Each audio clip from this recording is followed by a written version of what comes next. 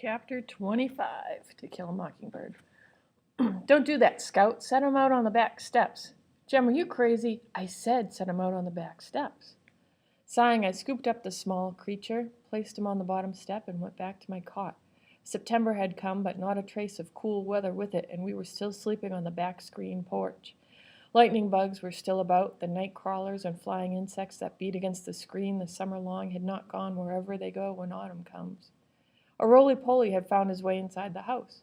I reasoned that the tiny varmint had crawled up the steps and under the door. I was putting my book on the floor beside my cot when I saw him. The creatures are no more than an inch long, and when you touch them, they roll themselves into a tight gray ball. I lay on my stomach, reached down, and poked him. He rolled up.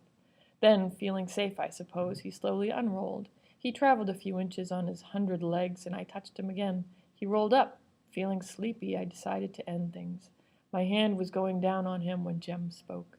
Jem was scowling. It was probably a part of the stage he was going through, and I wished he would hurry up and get through it. He was certainly never cruel to animals, but I had never known his charity to embrace the insect world. Why couldn't I mash him? I asked. Because they don't bother you, Jem answered in the darkness. He had turned out his reading light. Reckon you're at the stage now where you don't kill flies and mosquitoes now, I reckon. I said, let me know when you change your mind. Tell you one thing, though, I ain't going to sit around and not scratch a red bug. Aw, dry up, he answered drowsily. Jem was the one who was getting more like a girl every day, not I. Comfortable, I lay on my back and waited for sleep, and while waiting I thought of Dill. He had left us the first of the month with firm assurances that he would return the minute school was out. He guessed his folks had got the general idea that he liked to spend his summers in Maycomb. Miss Rachel took us with them in the taxi to Maycomb Junction, and Dill waved to us from the train window until he was out of sight. He was not out of mind. I missed him. The last 2 days of his time with us, Jem had taught him to swim. Taught him to swim. I was wide awake, remembering what Dill had told me. Baker's Eddy is at the end of a dirt road off the Meridian Highway about a mile from town. It is easy to catch a ride down the highway on a cotton wagon or from a passing motorist, and the short walk to the creek is easy, but the prospect of walking all the way back home at dusk when the traffic is light is tiresome, and swimmers are careful not to stay too late. According to Dill, he and Jem had just come to the highway when they saw Atticus driving toward them. He looked like he had not seen them, so they both waved. Atticus finally slowed down when they caught up with him. He said, "You'd better catch a ride back. I won't be going home for a while." Calpurnia was in the back seat. Jem protested, then pleaded, and Atticus said, "All right, you can come with us if you stay in the car." On the way to Tom Robinson's, Atticus told them what had happened.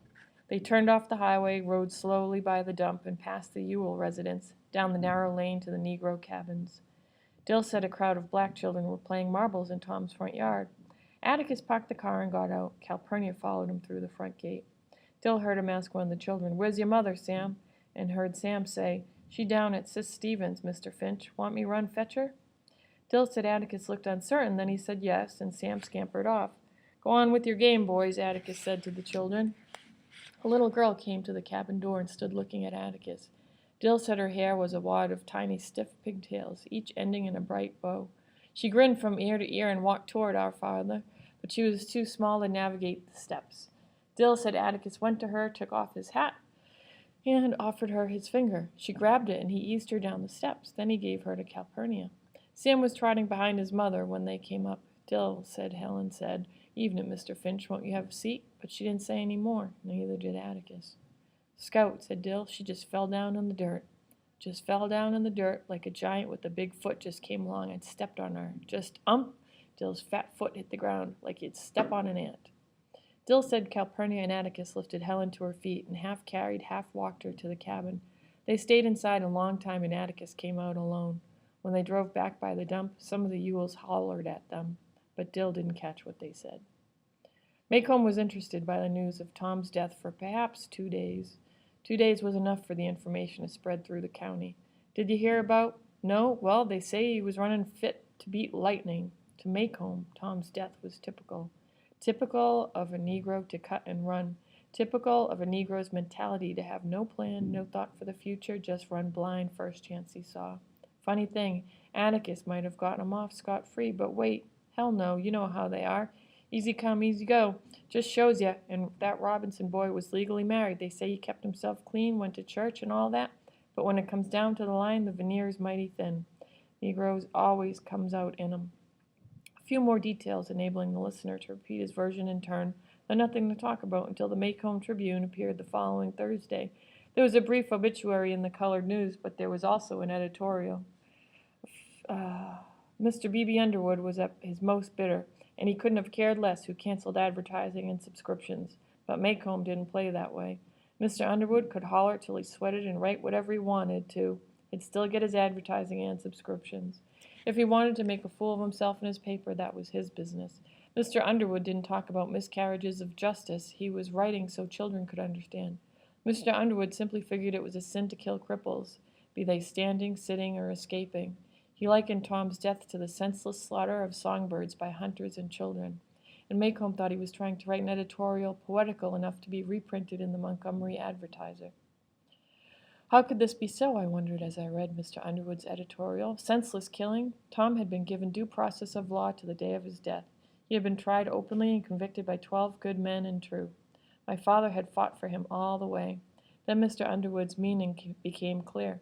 Atticus had used every tool available to free men to save Tom Robinson, but in the secret courts of men's hearts, Atticus had no case.